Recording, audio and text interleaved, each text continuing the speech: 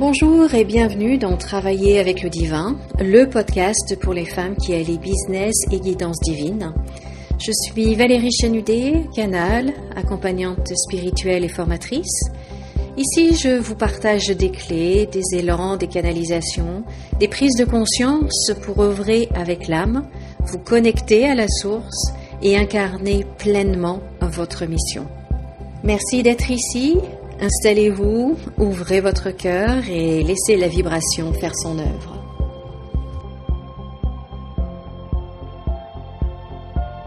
Alors aujourd'hui, j'aimerais vous parler de développement personnel et de spiritualité, des choses qui sont censées nous aider à aller mieux, et pourtant. Vous êtes prêtes ? Alors c'est parti. Alors oui, je le dis, le développement personnel, la spiritualité de manière très générale sont censés, et je dis bien sont censés, nous aider à aller mieux, à nous comprendre, à nous libérer. Et pourtant pour beaucoup de personnes, eh bien, ils produisent exactement l'effet inverse. Au lieu de nous apporter de la paix, eh bien, ils nous donnent l'impression de n'être jamais suffisamment bien, de n'être jamais aligné, de n'être jamais assez guéri, jamais assez éveillé. C'est comme si, en fait, il y a toujours quelque chose à réparer en nous, il y a toujours quelque chose qui ne va pas chez nous, et c'est comme si, sans qu'on s'en rende compte, en fait, eh bien, nous avions troqué une prison pour une autre. Et ça, c'est vraiment le piège invisible du « il y a quelque chose qui ne va pas chez toi » ou qui ne va pas chez moi. Donc, dans le développement personnel et dans la spiritualité, il y a cette idée qui revient souvent et parfois même de manière très subtile. Si vous souffrez, c'est qu'il y a une blessure. Si vous répétez un schéma, c'est qu'il y a un trauma qui n'est pas réglé. Si votre vie ne change pas, c'est que vous n'avez pas encore assez travaillé sur vous. Dites-moi, est-ce que à un moment ou un autre, vous avez soit entendu, soit vous vous êtes même dit ces phrases-là, vous y avez même cru, que en fait, avec tout ce que j'ai fait, si ma vie ne change pas encore, c'est qu'il y a encore quelque chose qui ne va pas chez moi. Il y a encore quelque chose que je n'ai pas fait, il faut que je fasse encore et encore et encore. Et donc, à force d'entendre ce discours-là, qui est très très répandu, eh bien, on finit par vraiment intégrer cette croyance et je dirais même de l'imprimer au fer rouge qu'il y a quelque chose qui ne va pas chez moi. Alors, on cherche. Et à force de chercher, on trouve, n'est-ce pas ? C'est facile. Donc, on analyse. On fouille notre passé, on fouille aussi nos relations avec nos parents, avec notre maman, les mamans. C'est toujours de votre faute, vous les mamans. Alors, bien sûr, c'est très ironique ce que je dis. J'espère que vous l'avez compris. Mais voilà, vous êtes maman, vous êtes coupable. Ça va ensemble apparemment dans le monde du développement personnel. C'est la faute de ma mère. Voilà, c'est comme ça. Non, je sais que j'accentue, mais c'est justement pour mettre en lumière à quel point c'est gros et à quel point, en fait, on se fait plus de mal que de bien. Bref, je continue. Donc, on fouille dans le passé, on fouille dans nos relations, on décortique chaque émotion, on décortique chaque relation, on décortique chaque réaction, chaque difficulté, on cherche un sens, etc., etc. Et comme je dis parfois, un sandwich au poulet, ce n'est qu'un sandwich au poulet. Il n'y a rien d'autre à comprendre. Il n'y a rien à comprendre, c'est juste un sandwich au poulet. Mais bon, du coup, quand on est dans ce piège-là, vous voyez, c'est vraiment un piège. Quand on est pris dans cette spirale-là, eh bien, la vie devient un immense chantier intérieur. Alors qu'au départ, l'intention est plutôt belle. On a envie d'aller mieux, on a envie de comprendre, on a envie d'évoluer. Donc tout ça, c'est de très très bonnes intentions au départ.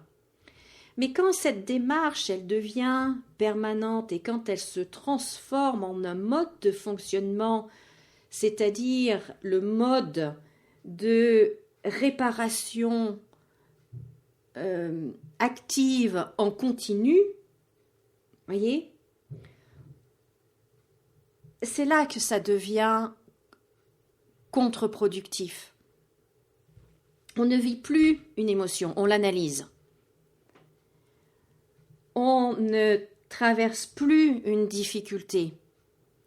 On cherche immédiatement ce qu'elle cache, ce qu'elle révèle, ce qu'elle veut dire. On ne se laisse plus tout simplement être. On s'observe sans cesse. Mais surtout, c'est qu'en faisant tout ça, eh bien, on ne s'autorise plus à aller bien. Parce que si je vais bien, c'est que je suis en train de fuir quelque chose, que je suis dans le déni et que je n'ai pas envie de voir le vrai problème. Je vous assure que j'ai déjà entendu ça. Parce que vous allez bien, on dit que vous êtes dans le déni. Comme si, en fait, on n'avait plus le droit d'aller bien. Que c'était plus possible parce que on a toujours des choses à travailler. Et c'est vrai qu'il y a toujours, si on cherche, on trouvera toujours quelque chose à travailler. Il y a toujours quelque chose qui fait mal, qui dérange, ou qui n'est pas rose et cuicui les petits oiseaux. Mais voyez un peu le piège? Donc c'est vraiment ça que je veux mettre en lumière dans cet épisode pour que vous ne tombiez pas dans ce piège, vous non plus. Moi, je suis tombée dedans, les 2 pieds dedans, des fois la tête la première dedans, je l'avoue, mea culpa. Mais vous n'êtes pas obligé de tomber dans ce piège-là, vous aussi. Donc la spiritualité. La spiritualité, elle nous promet la liberté. Mais la façon dont elle est pratiquée, dont elle est amenée, surtout ces dernières années, cette dernière décennie ou même 20 ans, c'est que à force de faire ce travail sur soi permanent, eh bien, il y a vraiment quelque chose qui disparaît. Et ce quelque chose qui disparaît petit à petit, c'est tout simplement la vie, le fait de vivre. La vie qui se vit, pas la vie qui s'analyse. Et donc, on oublie de vivre, on se pose toujours des questions. On oublie de rire sans se poser de questions. On oublie d'aimer sans analyser si c'est bien, si c'est pas bien, si c'est une projection, etc. On oublie de profiter sans culpabiliser. On oublie de vivre sans chercher à s'améliorer, sans chercher quelque chose de plus. Et on est tellement occupé à devenir la meilleure version de nous-mêmes qu'on oublie d'habiter celle que l'on est déjà. Et pourtant, la spiritualité, elle n'est pas censée nous éloigner de nous. Elle est censée, au contraire, nous y ramener. Voyez ? Et donc, je pense qu'il est vraiment important de se poser et de se poser la question, et si le problème n'était pas vraiment que vous avez un problème ? Et s'il n'y avait rien à réparer ?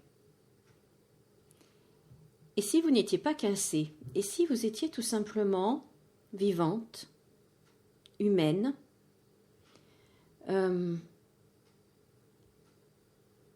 et d'accepter ça. Je vois par exemple la fatigue. En ce moment, je suis très fatiguée. Mais la fatigue, c'est pas forcément une blessure.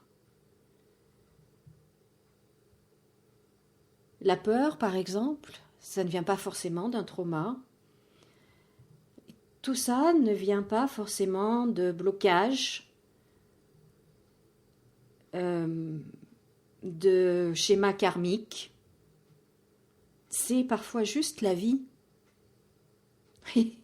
C'est tout simplement la vie. Et oui, on a nos ajustements à faire, on a des mouvements, des changements à opérer, il y a des situations qui sont confortables et d'autres qui sont inconfortables. Mais vouloir absolument tout guérir, tout comprendre, tout transcender, eh bien, je trouve qu'en fait, on enlève notre humanité. On se coupe de la vie, on enlève vraiment la vie. Alors dites-moi un petit peu ce que vous en pensez. Dites-moi dans les commentaires comment ça résonne en vous. Est-ce que vous vous reconnaissez ou pas du tout ou quelle expérience vous avez eue par rapport à ça. Dites-moi dans les commentaires. Donc voilà, dans cet épisode, je voulais vraiment accentuer sur le fait de sortir du mode de réparation. Comme j'ai dit tout à l'heure, réparation activée en continu, vous voyez, de sortir de ce mode-là et revenir au mode vie, vivre tout simplement.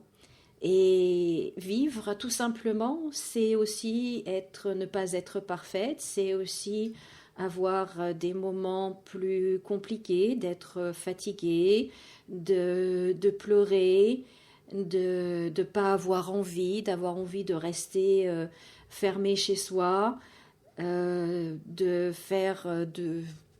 partir, ou enfin s'autoriser à vivre tout ça sans essayer de comprendre derrière s'il y a quelque chose de caché.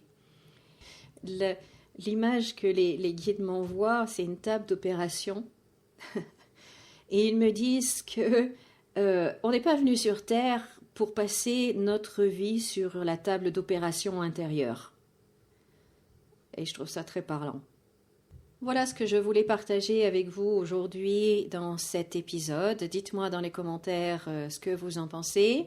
En tout cas, je vous remercie beaucoup de m'avoir écouté. Merci de liker, de mettre pouce, cœur, étoile, selon la plateforme où vous écoutez cet épisode. Pensez à vous abonner également à mon podcast.